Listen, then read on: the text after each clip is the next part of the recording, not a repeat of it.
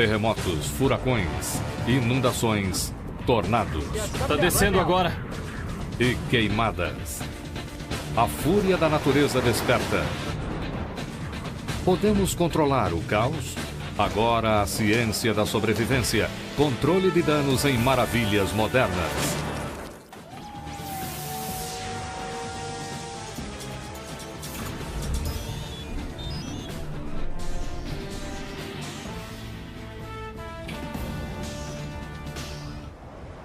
Eles rugem, destroem, devastam nossos sonhos e nos abalam intensamente.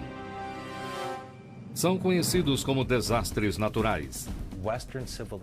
A civilização e a cultura ocidentais, que excedem os limites nacionais, nos fez acreditar que podemos controlar a natureza. E este não é um planeta seguro, não é dos melhores. Nos últimos 20 anos, trilhões de dólares foram gastos para ajudar moradores e suas comunidades a se repararem e a se reconstruírem. E muitos cientistas acreditam que a devastação só tende a piorar. A nossa atmosfera está mudando e a nossa população está transgredindo o domínio da natureza. Nós alteramos o equilíbrio do planeta. Hoje o mundo está intensamente focado em reparar os desastres, mas isso acontece desde o início da civilização. Antigamente, as pessoas não diferenciavam o mundo espiritual do físico. Eles acreditavam que um deus ou deuses governavam a natureza. Para agradar seus deuses, eles realizavam cerimônias e rituais religiosos bem elaborados. Mas, mesmo assim, os desastres aconteciam. A dura verdade é que não há como controlar a natureza. Mas a tecnologia de ponta, como o satélite geoestacionário que prevê tempestades, o radar Doppler que mede índices de chuvas e a velocidade do vento, e materiais de tecnologia avançada que se sobressaem às maiores forças, nos ajudam a prever, planejar e nos preparar para o pior. Os terremotos são incompreensíveis para nós. O mundo abaixo de nós se move de repente. O medo não se detém por ações instintivas. O bater ou correr não se aplica aqui. Apenas nos últimos 5 anos, mais de 40 mil pessoas perderam suas vidas para este desastre natural. Isso ocorre porque a tecnologia não nos protege totalmente. Acreditamos que estamos protegidos, que devemos usá-la. Mas quando acreditamos estar realmente seguros, nos descuidamos, aumentando o tamanho de grandes catástrofes. Os terremotos tornaram-se os desastres naturais mais caros de nossa história. O terremoto de 1989 em Loma Prieta, Califórnia, deixou 7 bilhões de dólares em prejuízos. O de Northridge, na Califórnia, em 1994, outros 30 bilhões. Mas terremotos não são apenas os desastres mais caros, são também os mais preocupantes. Por séculos, o homem tenta entender esses eventos intensos. Aristóteles alegou que o ar retido no interior da Terra fazia sua superfície estremecer. Mas essas teorias antigas foram abandonadas em 1755, após a Inglaterra ser atingida por uma série de 5 fortes tremores. Os terremotos eram seguidos por abalos sísmicos e tsunamis. Na manhã seguinte, seus efeitos eram percebidos por todo o caminho até a Europa Ocidental, onde outro terremoto se iniciava. Em Portugal, a cidade de Lisboa foi deixada em ruínas e 30 mil pessoas morreram. Esse acontecimento de 1755 instigou a pesquisa dos efeitos, datas e localizações dos terremotos. A era moderna da sismologia havia nascido. Por mais de um século, cientistas tentaram compreender suas ocorrências imprevisíveis. Então, em 1850, houve uma grande descoberta. Na Inglaterra, eles estudavam ondas sísmicas utilizando pólvora explosiva para simular o movimento da Terra. Foi uma das primeiras tentativas de medir a profundidade do terremoto abaixo do solo. Na Itália, 2 décadas mais tarde, eles criaram um sismógrafo eletromagnético. Esse aparelho era como uma bobina depositada em um campo magnético. Enquanto o chão se movia, criava uma corrente elétrica dentro daquela bobina. Então a corrente elétrica produzia uma saída, indicando que um terremoto estava ocorrendo. foi o primeiro instrumento capaz de detectar barulhos geológicos imperceptíveis aos seres humanos. Ao mesmo tempo, nos Estados Unidos, cientistas descobriram que paráclases eram as primeiras características dos terremotos após estudar o terremoto em Owens Valley em 1872, na Califórnia. Essas primeiras tentativas serviram de base para futuras pesquisas, mas ainda havia um grande caminho para realmente compreendê-los. Em 1906, a cidade de São Francisco caiu em ruínas às 5h15 da manhã. Ao pôr do sol, havia 700 mortos. Em março de 1933, em Long Beach, a Califórnia foi reduzida a pó. 133 mortos. Então, em 1964, o Alasca foi atingido por um dos piores terremotos da história dos Estados Unidos.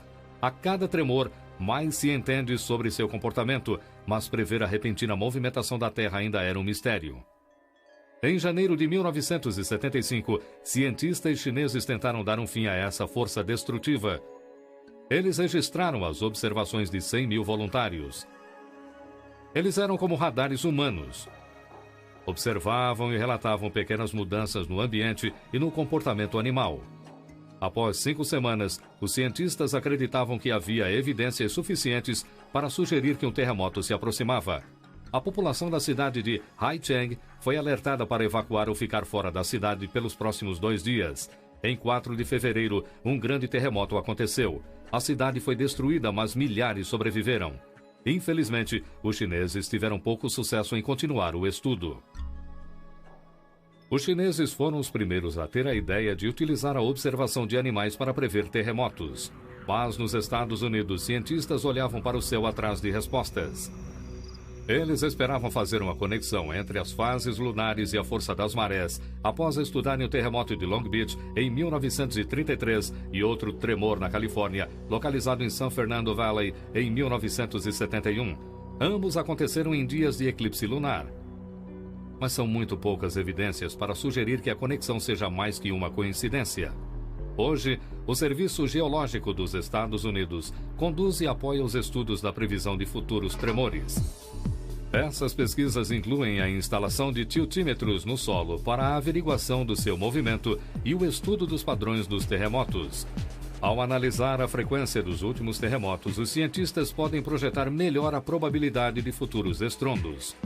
Mas, apesar das melhores tentativas de entender e prever esses desastres naturais, eles escapam às mentes mais brilhantes, forçando-os a criar soluções mais tangíveis para ajudar a proteger aqueles que vivem em áreas mais vulneráveis. Estamos pedindo para que as comunidades se reorganizem de forma mais coerente as terras que ocuparam, mesmo em lugares já urbanizados. Tome como exemplo a cidade e o condado de São Francisco. Ao pegar o mapa de intensidade sísmica da península de São Francisco, você vê e nota. Há ali uma área vermelha. Há uma área vermelha. O que o vermelho significa? Significa que, de acordo com o geologista do estado, um grande terremoto trará destruição total. Então, por que não colocar instalações cruciais em áreas que serão menos abaladas, ao invés de misturar tudo aleatoriamente, como se não soubéssemos nada sobre a natureza da península de São Francisco? Mas os cientistas há muito perceberam o óbvio. Não há como mover tudo para um solo estável. Sua solução? Fazer construções mais seguras de cima para baixo. A construção sobre rolamentos é uma ótima ideia. Isso se chama isolamento de base. Você cava um buraco profundo na terra, insere amortecedores e constrói em cima deles. E quando o edifício faz isso em seus amortecedores, eles mantêm a construção intacta, com pouco dano estrutural, e a calçada se rompe. Os rolamentos aumentam a flexibilidade estrutural, mas sem inovações nos materiais de construção, o edifício ainda tremia, até agora. Na Universidade da Califórnia, em San Diego, cientistas fizeram uma incrível experiência. É um laboratório onde testam os efeitos dos terremotos em estruturas de grande escala. Utilizamos uma análise do movimento ao longo do tempo, basicamente uma leitura computadorizada do terremoto. E com um macaco hidráulico gerado pelo computador, simulamos as mesmas forças do terremoto nas estruturas do edifício que são construídas no laboratório. Você pode recriar os terremotos de El Centro, ou Loma Prieta, ou North Ridge, com base nos dados obtidos durante esses terremotos. Então, geólogos, sismólogos e engenheiros estruturais adquiriram muito mais informações nos últimos 20 anos do que conseguiram em 2000 anos. O trabalho na Universidade da Califórnia, em San Diego, reflete a preocupação crescente com os danos causados pelos terremotos na nação e no mundo. Está em operação desde 1987, porém, em 1989, o trabalho foi reforçado quando a área da Bahia foi mais uma vez atingida pela fúria da natureza. Felizmente, na mesma época, um material já utilizado pelos militares deu aos cientistas uma nova arma para lutar contra essa força geológica destrutiva. Ele é um tecido como o que você usa diariamente, exceto que os fios deste tecido não são de lã ou de algodão, mas de carbono. Se parece com o algodão, há muitos filamentos, talvez 20 mil pequenos filamentos em um fio. Esses filamentos têm a força e a firmeza 10 ou 15 vezes maior que a do aço de construção. Também fazemos isso com o vidro ou Kevlar. Esses materiais são utilizados para reforçar e aperfeiçoar as vigas, paredes e pisos que já foram destruídos por terremotos anteriores, mas talvez tenham uma aplicação mais valiosa em pontes e estradas. Durante os grandes tremores de Loma Prieta e North Ridge, foi encontrado um grande dano nas colunas devido à falta de aros de aço. Aros de aço são como círculo de argolas que envolvem horizontalmente a coluna. Com isso, podemos colocar os fios na direção dos aros e ele confina o concreto. Mas não enrijecemos a coluna. E isso permite que o aço vertical opere com flexibilidade. Por exemplo, como tivesse sido projetado apropriadamente. E então você verá rachaduras na coluna, mas são horizontais ou não prejudiciais. A intenção desses materiais é, mais uma vez, permitir danos, mas impedir a sua queda. Então, mesmo que aquela construção sinta uma força do terremoto maior do que prevíamos, as janelas podem explodir, as pessoas podem cair, mas queremos evitar que o prédio inteiro venha chão abaixo. A ciência moderna está focada no desafio de diminuir os desastres e a tecnologia de ponta tornou-se a solução.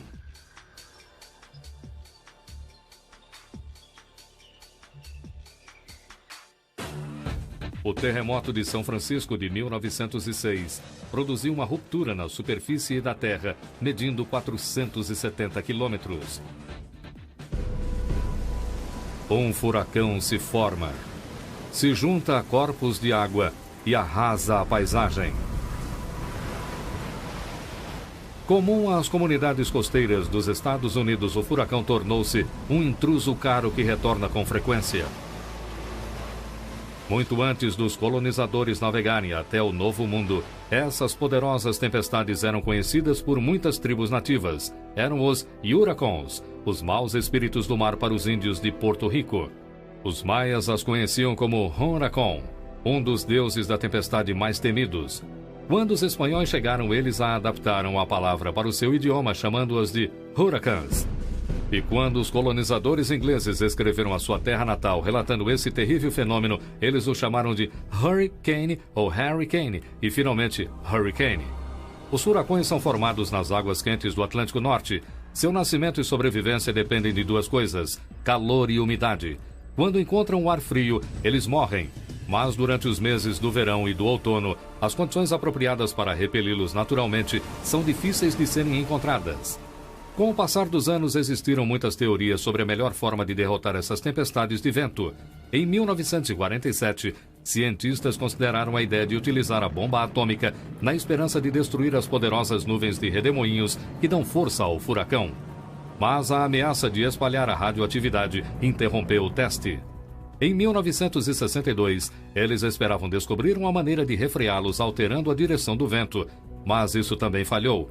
Então, em meados de 1960, os cientistas começaram a olhar seriamente para um conceito já discutido há 2 décadas. Era conhecido como semeadura de nuvens.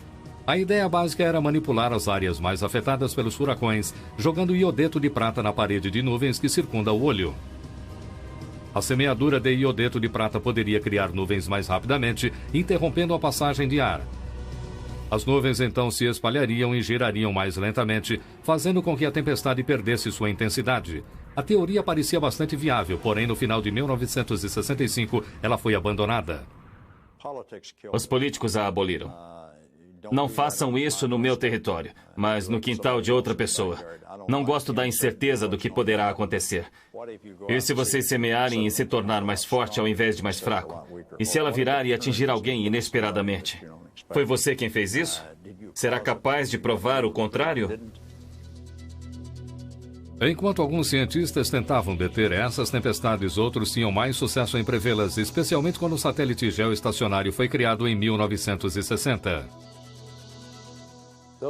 Esses satélites foram desenvolvidos e então aperfeiçoados especificamente para melhorar a previsão de furacões. Ele possibilita uma visão mais ampla do oceano, permitindo que os meteorologistas vejam a tempestade se formando desde o seu início e possam rastreá-las com mais fidedignidade. E então, fazer as previsões e aprimorá-las, para que seus avisos sejam feitos com bastante certeza. O satélite é uma ótima ferramenta para avisá-lo de que a tempestade está por aí como um cão de guarda. Não vamos nos surpreender em saber que há um furacão por aí, mas sim por sua força. Para saber qual é a sua força, é preciso enviar um avião até lá para tirar medidas reais. No final de 1960, o Serviço Nacional de Meteorologia recrutou os antigos aviões militares de reconhecimento da Segunda Guerra Mundial e o satélite geoestacionário para travar a guerra contra o furacão. E em 1969, o Serviço Nacional teve um adversário à altura em um furacão chamado Camille. Camille começou no sul de Cuba e cresceu rapidamente ao seguir para o Golfo do México. Na manhã de 17 de agosto, imagens do radar mostraram que estava centralizado a 400 quilômetros do Alabama. A Administração Nacional Oceânica e Atmosférica ficou muito preocupada. Enviaram rapidamente o avião de reconhecimento da Força Aérea para reunir informações. Mas o relatório enviado era tenebroso. Camille era um monstro. Foi um furacão de categoria 5. Só tivemos 2 no século XX. Por isso, as pessoas não estão acostumadas a esse tipo de tempestade. Pouco antes de anoitecer em 17 de agosto, Camille destruiu o Mississippi. Os ventos chegaram a 320 km por hora e a maré subiu mais de 7 metros do seu nível normal. Ao fim, mais de 270 pessoas morreram, mas o diretor da Defesa Civil, Wade Geis, deu crédito ao avião da Força Aérea e aos satélites por terem salvado mais de 10 mil vidas devido às suas previsões. Quando a tempestade do Camille estava bem longe ao sul, o Serviço Nacional de Meteorologia desenvolveu um programa de computador para incluir no seu arsenal de tecnologia. É conhecido como computador de modelo numérico e é usado até hoje. É realmente uma representação dentro do computador da atmosfera. E é representada por uma série de pequenos pontos, com temperatura em todos eles. Se você tiver temperaturas aqui e o vento for naquela direção, vai esfriá-las ou afetará a próxima, aquecendo-a ou resfriando-a. Com isso, após um tempo, se você passar para frente, poderá ver aproximadamente o que acontecerá na atmosfera. Seu defeito, é claro, nunca é exatamente preciso. Então, há muitos pontos e você tem muitas respostas diferentes. A chave é tentar encontrar qual é a mais razoável entre todas as respostas. Os modelos do computador analisam informações colhidas em balões meteorológicos, navios, satélites, aviões e sensores fixados na Terra. Mas, apesar de tantas fontes, ainda não é perfeito. Há algo que não fazemos muito bem hoje, e isso é prever os ventos corretamente. Estamos coletando muitas informações. Assim que tudo for processado e analisado, saberemos como trabalhar melhor com isso. Também faremos previsões mais longas, pois só fazemos de 3 dias. Provavelmente, no começo do ano que vem, faremos previsões de 5 dias. Então, isso nos ajudará a começar a diminuir os danos. A ciência faz progressos em prever furacões. Mas a seguir veremos o que está sendo feito para deter outro desastre natural deixado por seu rastro. Um furacão maduro libera a mesma energia que 400 bombas de hidrogênio.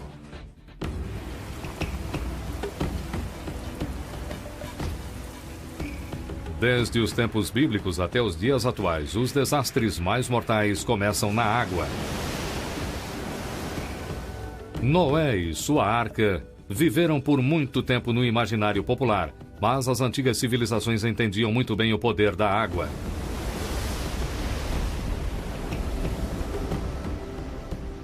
No Egito, a enchente anual do Nilo mantinha o solo fértil, mas as pessoas que viviam às suas margens garantiam sua segurança cavando canais.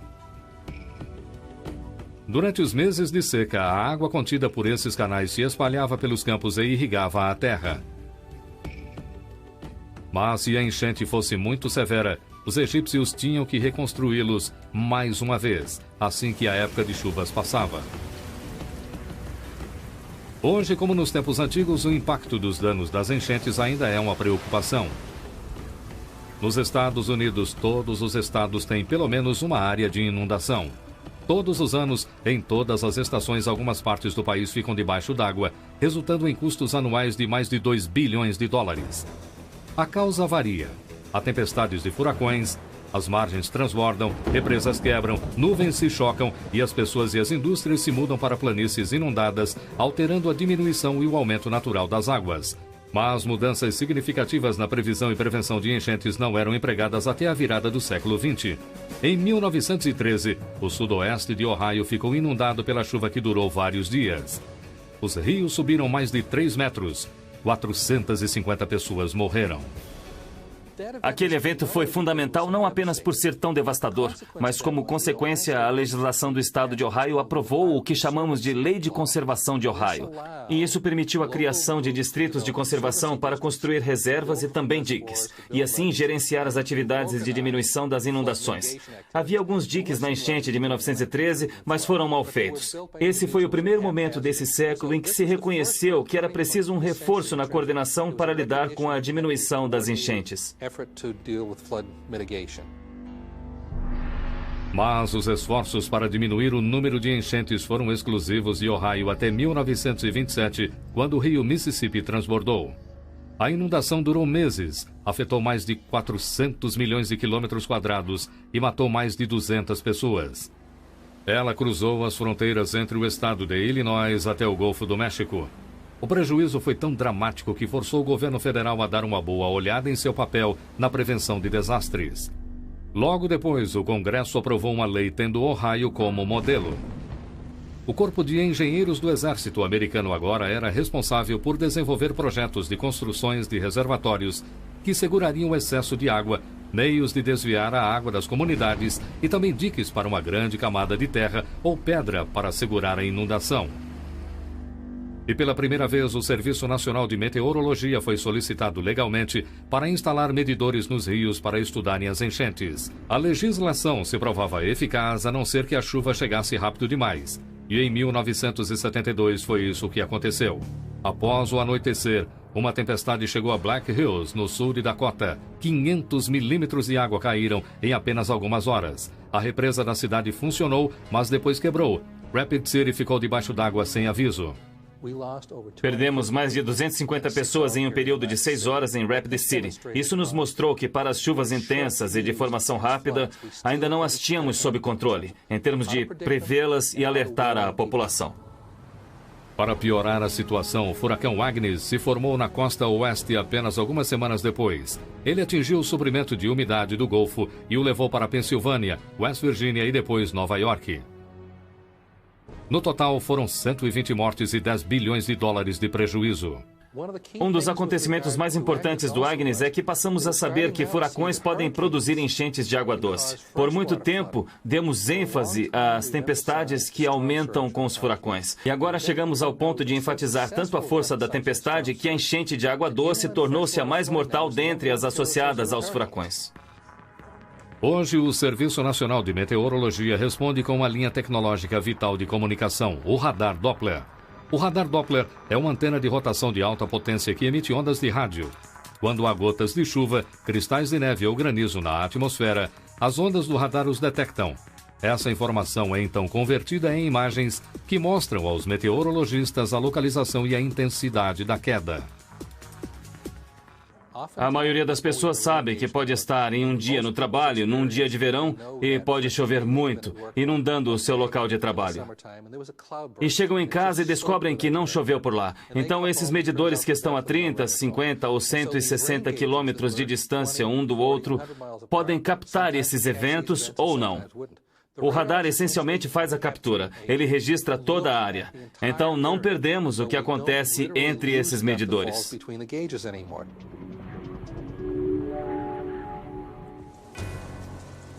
Justo quando a tecnologia parecia fazer progressos, a natureza decidiu mudar as regras.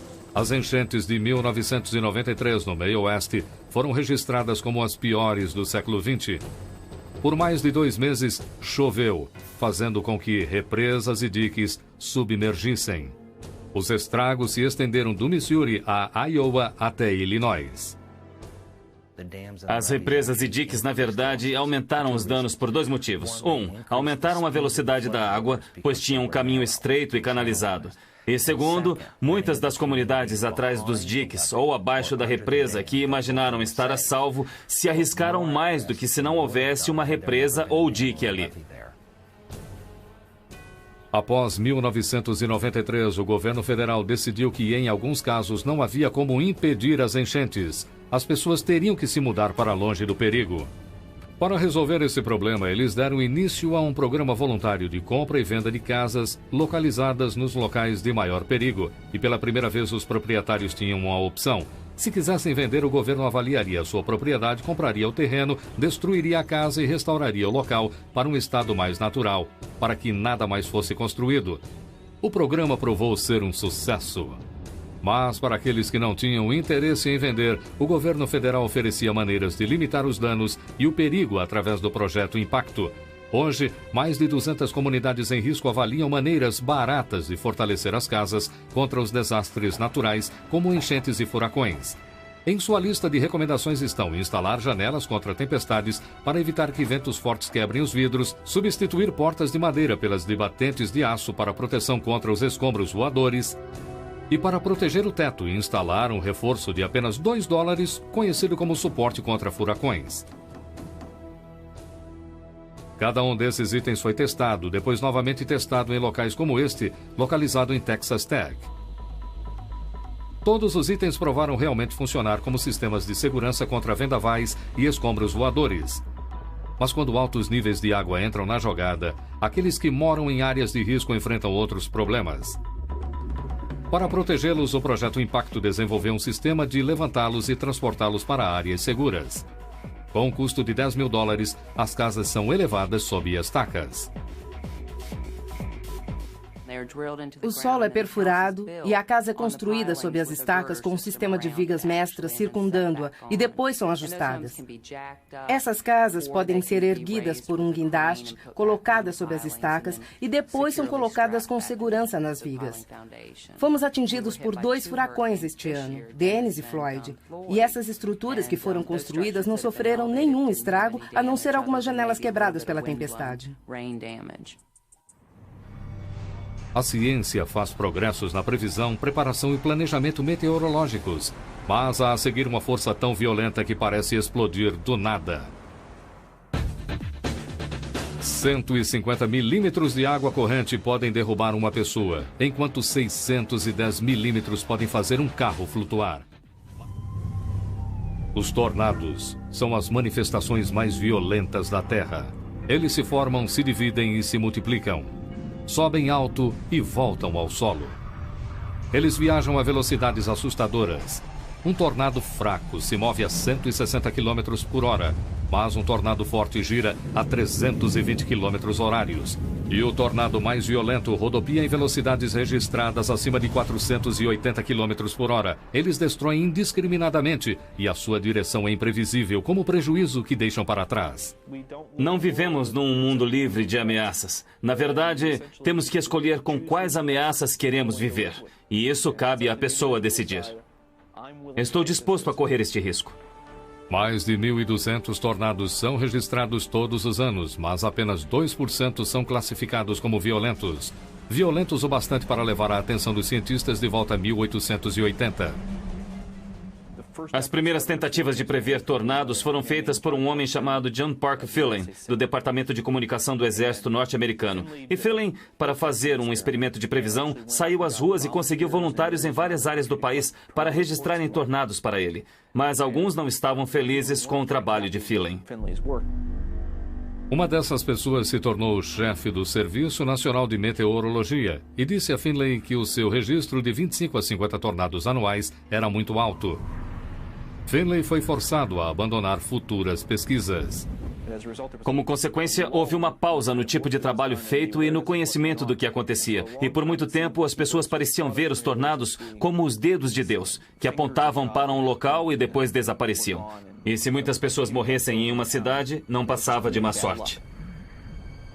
Mas em 18 de março de 1925, o Serviço de Meteorologia voltou à Terra quando um tornado percorreu 3 estados, destruindo Illinois, Missouri e Indiana.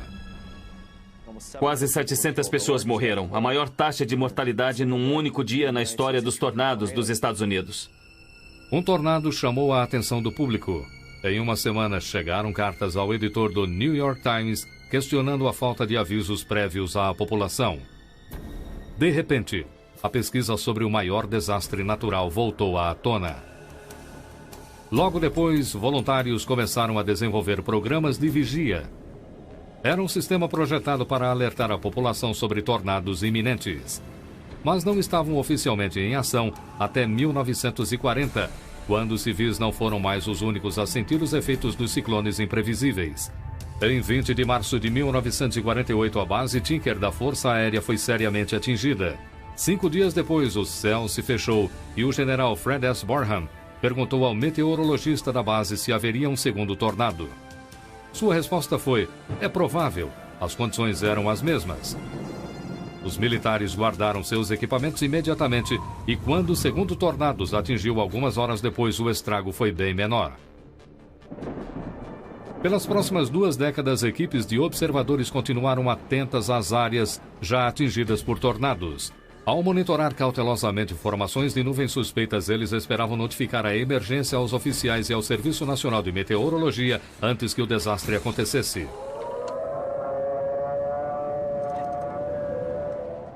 É muito difícil emitir avisos precisos para um evento sem verdade terrestre.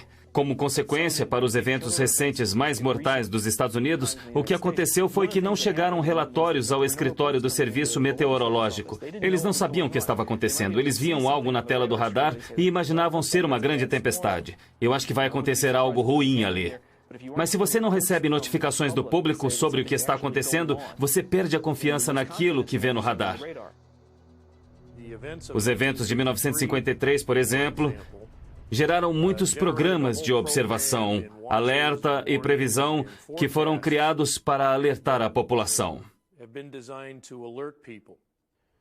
Os eventos de 1965, a famosa eclosão de tornados no Domingo de Ramos, deixaram claro que os avisos emitidos não estavam chegando às pessoas.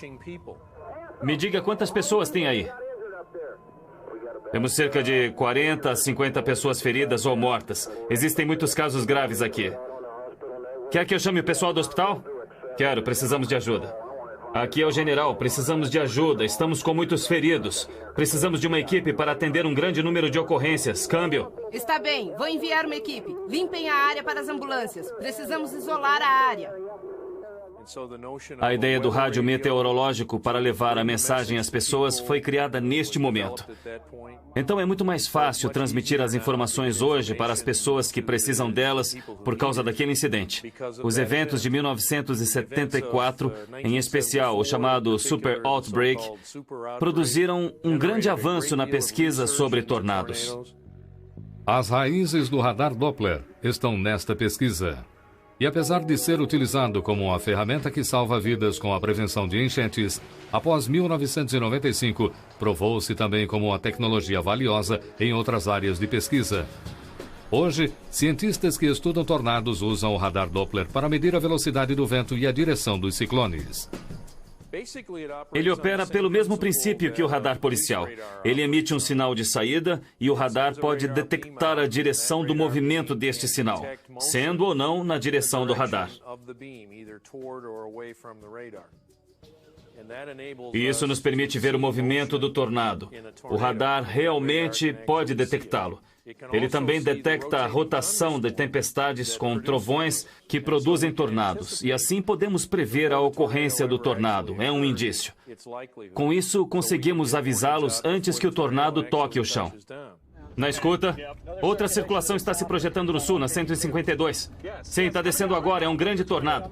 Descendo do outro lado da 152. Agora no sul, está apenas a 400 metros de nós. Não conseguimos ver, a vegetação está na frente.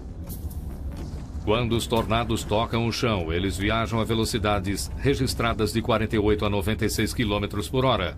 Mas eles se formam tão rapidamente que apenas a partir do final do século XX foi possível ter tempo para reagir.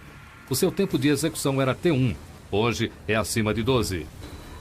E em maio de 1999, quando um tornado devastou Oklahoma e tirou a vida de 40 pessoas, os cientistas afirmaram que teriam morrido 650. Caso esse tempo não tivesse aumentado.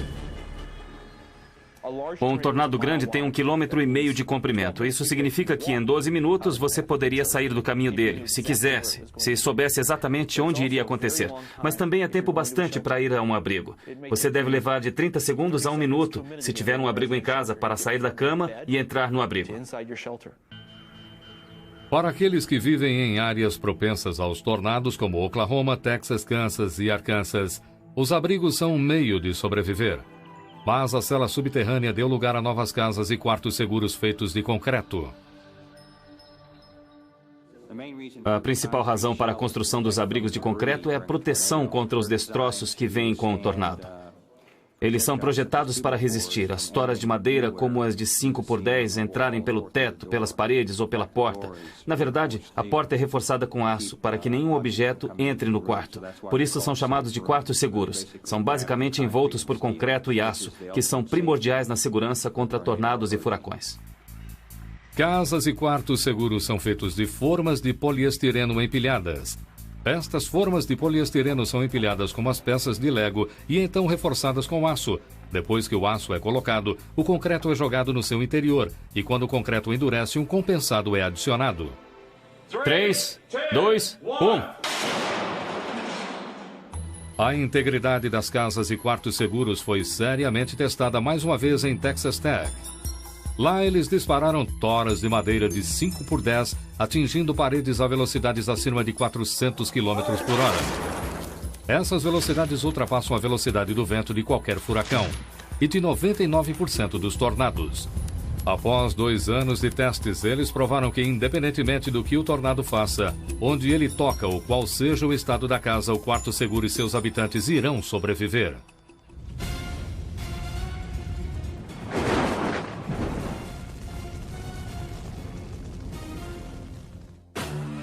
Em 1974, uma série de 148 tornados devastou a fronteira de Ontário, no Canadá, até o Mississippi, em apenas 24 horas.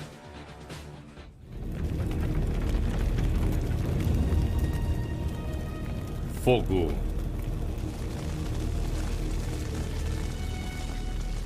Acreditava-se que fora roubado do céu pelo Titã Prometeu e entregue ao homem. Ele cozinha o nosso alimento, nos mantém aquecidos e incinera nossos ossos. Os primeiros exemplos de tentativas de prevenir queimadas vieram da manipulação da terra. Os nativos americanos usavam o fogo para espantar inimigos e atrair os animais para os seus locais de caça. Eles sabiam que algumas vegetações eram extremamente inflamáveis. Então, antes de construir seus abrigos, eles queimavam a grama dos terrenos para limpar a terra. Nenhuma parte do país está isenta de queimadas. É sazonal e, desta forma, previsível. Começa no Sudeste em janeiro, segue para a costa leste e depois para a região dos Grandes Lagos, viajando para a Califórnia e voltando no final do verão.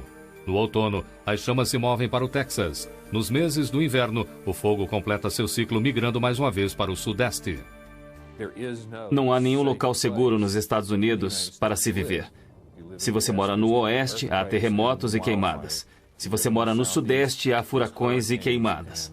Se você mora no Nordeste, há nevascas e queimadas. Mas a queimada é uma consequência dos eventos naturais que ocorrem pelo país. Existem 3 tipos de queimadas. A mais comum, a queimada superficial, que queima devagar o solo da floresta. Há a queimada subterrânea, que age abaixo do solo. E a queimada do cume, que se espalha rapidamente pelos topos das árvores. Essas queimadas podem acontecer simultaneamente. E cada uma é acionada pelos raios. Mas, felizmente, a tecnologia possibilitou o reconhecimento de raios em qualquer lugar no vasto céu. Existe um sistema de identificação de raios, monitores localizados pelos estados do Oeste, que podem detectar uma destas queimadas secas. São pequenos sensores no solo e formam uma triangulação. Quando o raio atinge um certo ponto da Terra, 3 ou mais sensores são acionados. E, pela força do sinal, eles podem localizar com precisão a extensão daquele raio. Com isso, enviam um sinal para um avião ou equipe em terra firme ou a uma torre, para que olhem naquela direção e vejam se há fumaça. O que se acreditava ser um problema do Oeste, as queimadas na Flórida demandaram uma pesquisa de urgência em 1985, após 400 casas serem queimadas em um único dia. O fato de a Flórida ter sofrido aquilo em apenas um dia, no mês de maio, um grande incêndio em cada condado do estado, nos disse que algo estava acontecendo e afetando o que chamamos de fronteiras comuns entre as florestas e os ambientes construídos. Ambientes construídos e conjuntos habitacionais se tornaram mais comuns nos limites das cidades grandes. À procura de uma vida rural, os moradores da cidade avançaram para áreas propensas a queimadas. Para muitos, ainda há muito a aprender para viver em harmonia com os ciclos de queimadas. Mas os bombeiros dizem que alguns já têm respostas. Em 1993, Laguna Beach, na Califórnia, ficou em chamas, mas uma casa sobreviveu. A mídia a chamou de Casa do Milagre. Uma estrutura tão bem construída que era praticamente ininflamável. Tinha um material resistente ao fogo, um teto não combustível e janelas com vidraças duplas. Outros combustíveis em potencial para o fogo, como a vegetação, eram mantidos longe da casa. Agora esta é uma estratégia de sobrevivência chamada Firewise Landscaping. Estamos falando de plantar ou jardinar por zonas. Então a zona mais próxima da casa seria normalmente a mais escassa. Você não colocaria uma vegetação inflamável perto da sua casa. Apenas escolher as plantas, mantê-las bem abaixo das janelas, distante de tomadas ao redor da estrutura, e então, progressivamente, seguindo para a segunda zona, onde se pode manter alguma vegetação nativa. E ao chegar à zona 4, você se aproxima do que seria uma vegetação natural, que foi aparada. É o que chamamos de espaço de sobrevivência. Garantir que há um local ao redor da casa que possa sobreviver à queimada. Criar um espaço de sobrevivência pode parecer exagero, mas é importante entender que queimadas irão acontecer. É a maneira de a natureza limpar a casa, mesmo quando parecem fora de controle. Em 1988, a população ficou incrédula quando seu querido Parque Nacional de Yellowstone ficou em chamas. O fogo durou meses, mas, de acordo com as autoridades, com 100 anos de atraso. Deixamos de nos preocupar com o fogo. Tiramos o fogo dos elementos naturais e a queimada foi tão forte por isso que fez o Serviço Florestal dos Estados Unidos, o Serviço do Parque Nacional, o Departamento do Interior e todas as agências do Wildland Management reavaliarem como o fogo era usado, como era visto nos parques nacionais e nas florestas nacionais. Essa reavaliação colocou em prática outra abordagem da natureza, introduzindo o fogo de volta ao ambiente. É chamado de fogo prescrito.